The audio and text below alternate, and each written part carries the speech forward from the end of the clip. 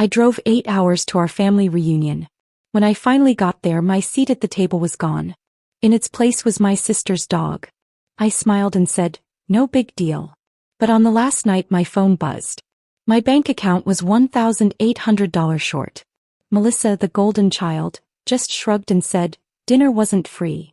That's when I grabbed my bag, and what I did next left everyone shocked.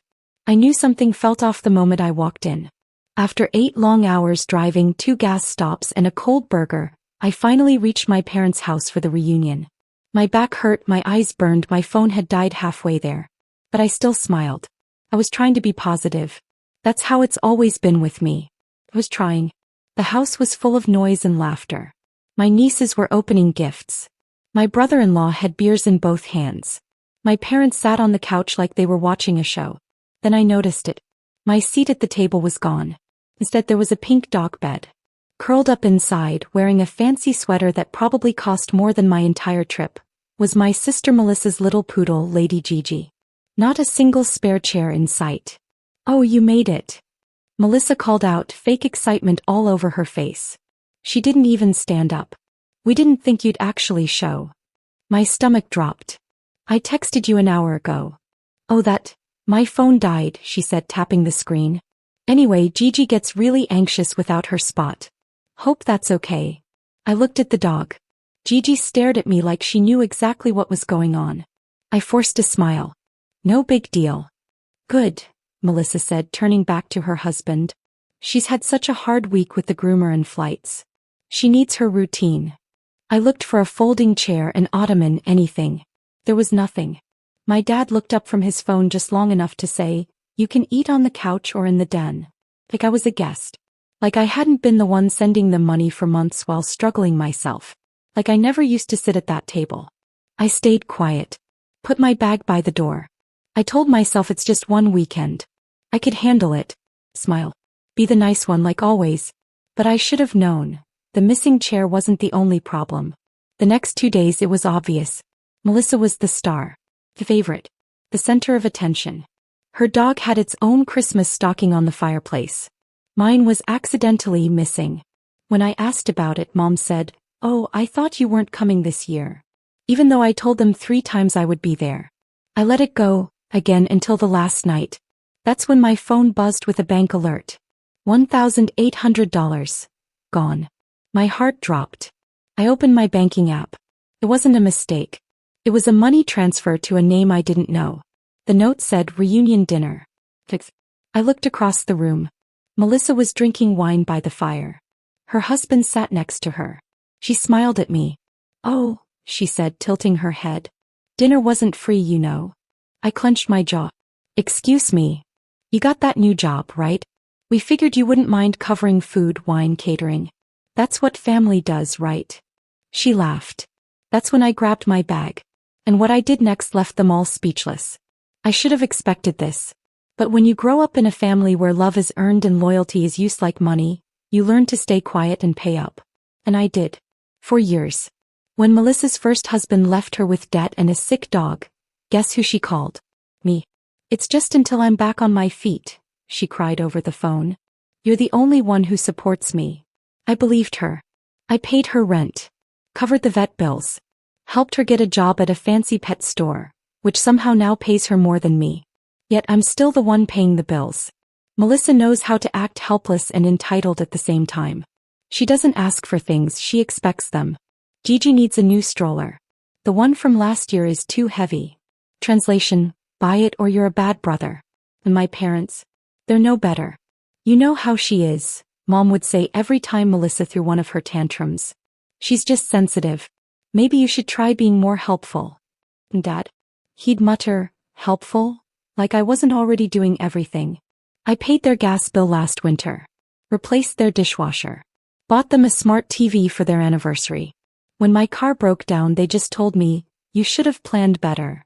But if Melissa's poodle missed a grooming appointment, it was a crisis. That's how it always was. We had roles.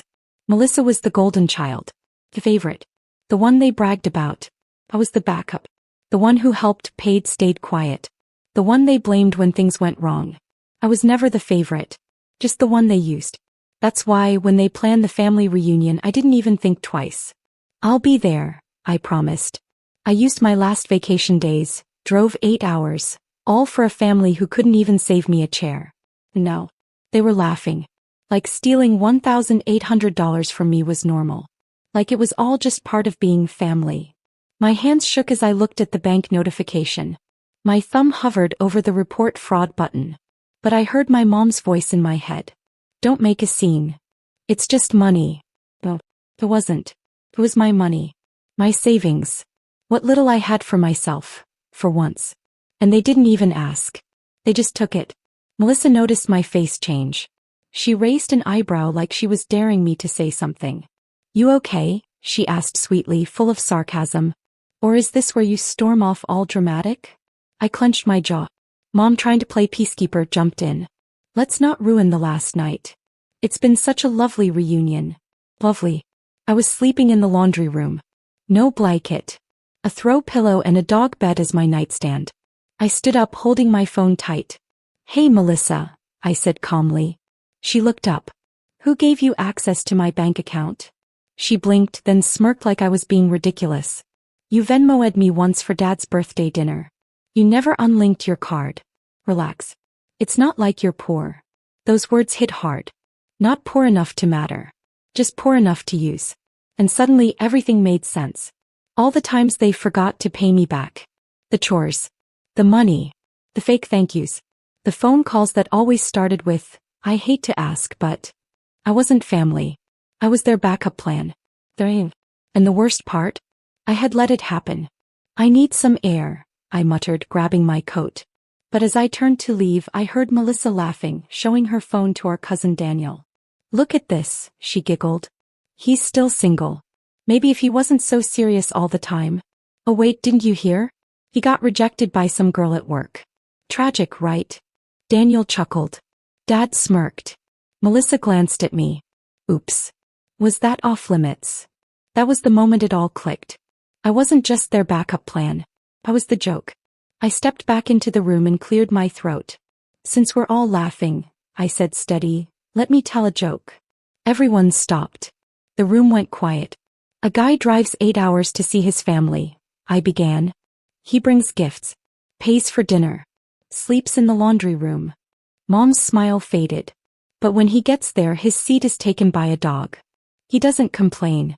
Then they steal $1,800 from his account. I turned to Melissa. And the punchline? They call him a loser. Silence. I nodded. Funny, huh? No one laughed. Dad shifted uncomfortably. Let's not do this, he muttered. Oh, we're doing this, I replied, my voice sharp now. Because I've done everything for this family. And all I get is a dog bed and cheap insults. Melissa rolled her eyes. It's not that serious. It's more serious than you think, I snapped. For the past 5 years I've paid your rent, your dog's vet bills, your food deliveries. You treat me like an ATM that never says no. Mom stood flustered. Lower your voice. Why? I shot back. So I don't wake up Gigi? Our cousin in the corner chuckled. Melissa's face turned red. You're overreacting. No, I said. If anything, I've been underreacting. But not anymore. I held up my phone. You have 1 hour to send the money back. If it's not there by the time I hit the highway, I'm pressing fraud charges. Melissa's eyes widened. You wouldn't. Try me. He jumped up angry. You're crazy. What are you gonna do? Run away? I smiled coldly. No. I'm going to escape. That night I didn't sleep. I lay on the scratchy cot in the laundry room, staring at the ceiling fan shaking above me, thinking about all the times I said yes when I should have said no. Every time I sent them money and got silence back. Every time I let them laugh at me. And that dog. By sunrise my mind was made up. I packed my things, every charger, every sock, and every bit of self-respect I had left. I threw my duffel bag over my shoulder, walked into the kitchen, and there was Melissa, sipping oat milk coffee like nothing had happened. You're being so dramatic, she said, not even looking at me. No, I replied calmly. I'm done. She finally looked up. You're still upset about the dinner money? It was a group decision. Dad said it was fine. I turned to Dad, who sat peeling a banana like it was some peace offering. I didn't exactly say that, he mumbled. Melissa snapped. Yes, you did. You said he wouldn't care, he always pays. I looked straight at my dad. Did you say that? He shrugged. We just assumed. Assumed what? I raised my voice. That I'd do what I always do. Smile, pay for everything and be your fool. Don't be like this, Mom said from behind me. We just wanted a nice family weekend. No, I shot back. My money bought you a nice family weekend. Let's not pretend this was about love or family. I'm not your son, I'm your wallet. That's not true, Dad quickly stood up. Isn't it?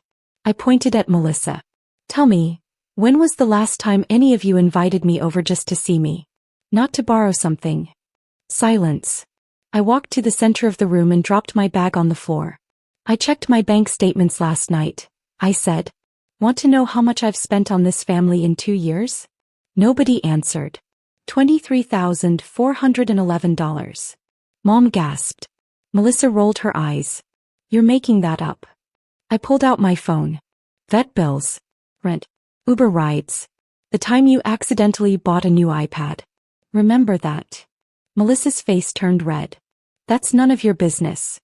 It became my business, I snapped, when I paid for it.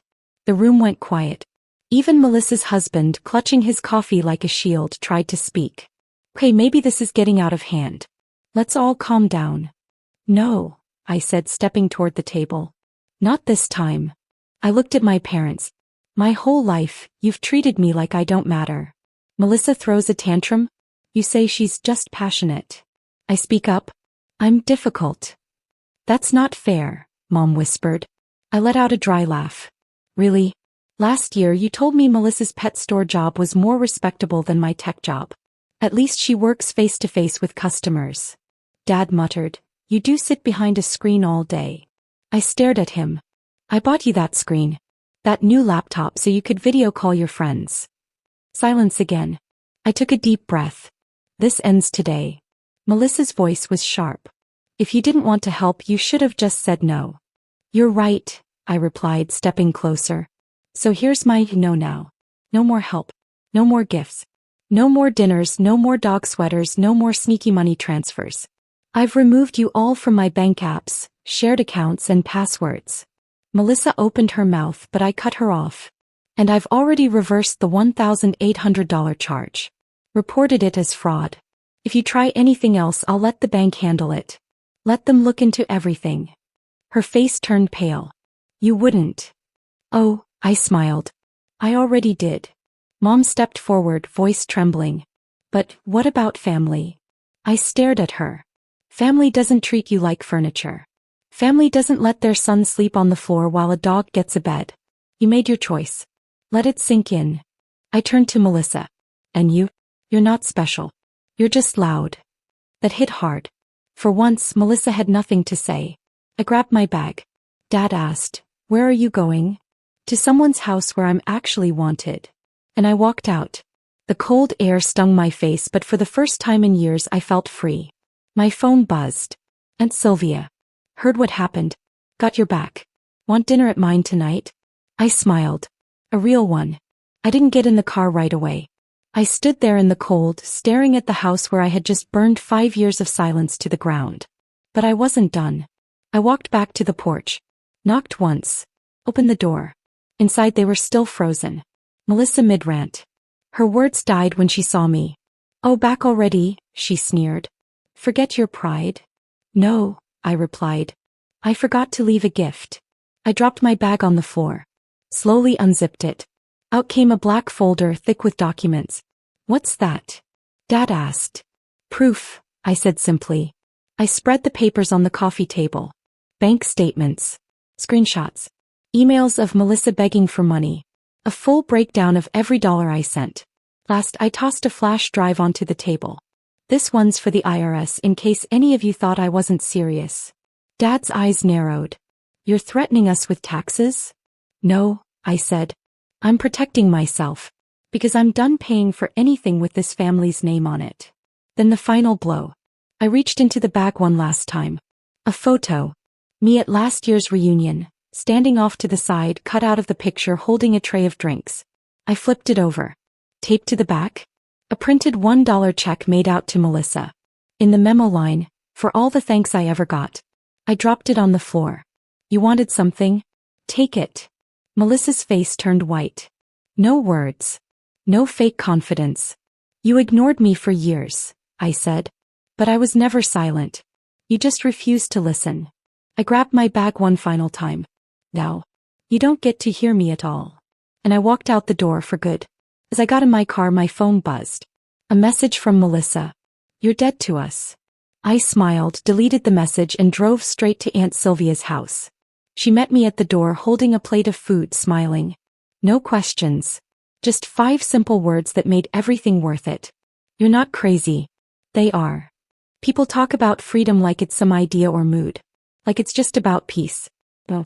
Real freedom is when you delete the family group chat and feel nothing but relief. That night at Aunt Sylvia's felt like my first real family dinner in years. No fake smiles. No awkward jokes about me being single. No one judging what was on my plate.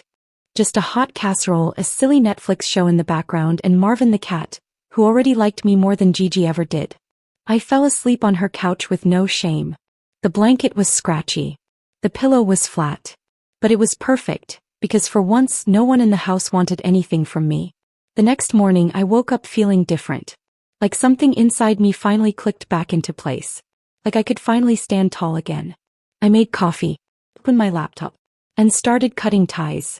Canceled the autopay for my parents' phone bill.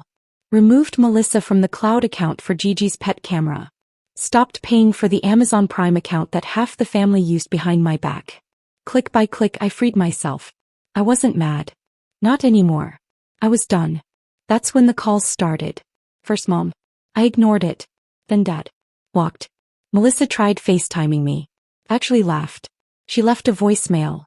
Crying, dramatic, ridiculous. "You've broken this family. Hope you're proud. Do you know what you've done to Mom?" "Yeah. I do." I made her deal with her own mess, for once. Then my cousin Daniel texted. The same cousin who laughed at me with Gigi in his lap. "Yo, that was savage. They're all losing it. Dad says you went nuclear." I replied with one word. "Good." That afternoon my bank sent a message. Fraud case closed. Money refunded. Melissa locked out. Her account flagged. Second message followed. Legal documents ready for your records. Translation. If she tries this again, she could face real trouble. I saved the documents in my email. Backed them up to 3 places. Named the folder. Never again. A week passed. Then 3. Silence. No angry texts. No fake birthday wishes. Nothing. And honestly, it was the best gift they ever gave me. I started cooking for myself. Enjoyed my food instead of rushing through fast meals between stressful family calls. I reconnected with old friends. Said yes to dinner invites. Said no to guilt. For the first time in years I slept a full 8 hours. I even started dating again. Turns out I'm not some awkward loser like Melissa always said. Turns out women like guys with boundaries. Who knew? One afternoon my phone buzzed. A name I hadn't seen in a while. Kelly. My brother-in-law's wife. The quiet one. "Hey, just wanted to say I left Jacob. You were right. He's too much, and I'm tired of fixing his messes too." I stared at the screen. Then another message. "Also, thank you for everything you did for the kids. They'll never know, but I will." Those 2 short texts meant more than every fake family Christmas combined. Last week, a friend invited me to Friendsgiving. Nothing fancy. Mismatched chairs. Too much wine. People who didn't care about my job title or whether I remembered to bring pie. And for the first time I told them the whole story. The dog bed. The stolen money. The folder of receipts. The $1 check. When I finished, everyone sat quietly. Then someone smiled and said, "Dude, you're the main character." And I laughed so hard I cried. Because yeah, I finally am. Not the sidekick. Not the doormat. Not the guy holding drinks in the background while his sister's dog eats steak off a fancy plate.